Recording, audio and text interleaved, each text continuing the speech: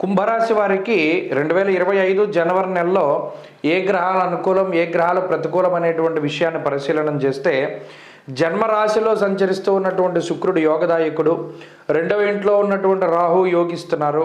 అలాగే షష్ఠ స్థానమందు ఉన్న కుజుడు చాలా యోగ్యమైనటువంటి గ్రహం. 22వ తారీఖు వరకు కుజుని యొక్క అనుకూలత ఉన్నది. అలాగే 15వ తారీఖు వరకు రవి బలం ఉన్నది. చాలా అద్భుతంగా యోగిస్తూ ఉన్నాయి గ్రహాలు కుంభరాశికి.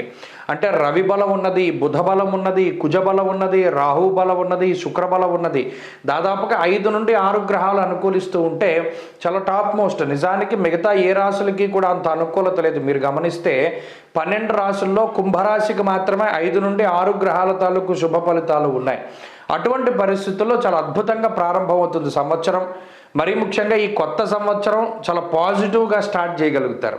అంటే ఒక మంచి దృక్పథంతో ఒక మంచి పాజిటివ్ సైన్స్ అన్నీ కూడా జరుగుతూ ఉంటాయి. అంటే మంచి విషయాలు జరుగుతూ ఉంటాయి, మంచి అవకాశాలు వస్తూ ఉంటాయి, చక్కటి గుర్తింపు వస్తుంది, మంచి ప్రయత్నం, ఆ ప్రయత్నానికి తాలూకు ప్రతిఫలం కూడా చాలా తొందరగా వస్తుంది. ఇలా పాజిటివ్ వైబ్రేషన్స్ తోటి కుంభరాశి వారు ఈ మాసాన్ని ప్రారంభం చేయగలుగుతారు, ఈ కొత్త సంవత్సరాన్ని ప్రారంభం చేయగలుగుతారు.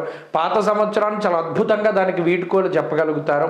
ఆర్థిక లాభము, ఆరోగ్యాభివృద్ధి, ఐశ్వర్యాభివృద్ధి ఇవన్నీ కూడా చక్కగా కనబడుతున్నాయి. అసలు మనం వెనక్కి తిరిగి చూసుకోకర్లా నిజానికి గోచారంతో తగ్గట్టుగా జాతకంలో కూడా అద్భుతమైనటువంటి దశలు అంతర్దశలు జరిగితే మరి ఈ సంవత్సరం చాలా గొప్పగా ప్రారంభించినట్టే లెక్క. ఎందుకంటే 15వ తారీఖు దాటిన తర్వాత ఏమవుతోంది అంటే వ్యయంలోకి రవి వస్తున్నారు, 22న కుజుడు మారుతున్నారు. అంటే కుజరవుల యొక్క బలం కొంత తగ్గుతోంది కాబట్టి 15వ తారీఖు దాటిన తర్వాత పరిస్థితుల్లో కొంత వ్యత్యాసం వస్తుంది. ప్రత్యేకించి స్థానచలనాదులు, దూర ప్రాంత సంచారం, బంధుమూలకంగా ధనాన్ని ఖర్చు పెడుతూ ఉండడం, లేదా కుటుంబ సభ్యుల వల్ల కొంత ధనం ఖర్చు పెట్టవలసి రావడం, లేదా జోదము ఇత్యాది వాటిల్లో కొంత ధనాన్ని కోల్పోవలసి వచ్చేటువంటి పరిస్థితులు కూడా కుంభరాశి వారిలో ఉన్నాయి. అందువల్ల 15వ తారీఖు తర్వాత 15వ తారీఖు లగాయితూ ఆ తదుపరి కూడా కొంత ఈ జోదము, వ్యసనములు, లేదా ఏదైనా దాన్ని ఏమంటారంటే ఈజీగా డబ్బుల్ని ఎర్న్ చేసేటువంటి పరిస్థితుల్లో వాటి జోలికి వెళ్ళకూడదు. ఈజీ మనీ కోసం వెళ్ళకూడదు. అలా వెళితే మాత్రం అదృష్టాన్ని నమ్ముకుని వెళ్ళి ఏదైనా డబ్బు కోసం ప్రయత్నం చేస్తే అది మీరు వ్యతిరేకమైనటువంటి ఫలితాలను చూస్తారు. జెన్యూన్గా ముందుకు వెళ్ళంటే కష్టపడితే ఫలితం వస్తుంది. కుజరవలి యొక్క బలం తగ్గడం వల్ల కొంత ఆత్మవిశ్వాసం లోపిస్తుంది. అది కూడా కొంత జరిగేటువంటి పరిణామాల వల్ల వాటికి అవకాశం ఉంటుంది. కాబట్టి చాలా జాగ్రత్తగా ముందుకు వెళ్ళండి.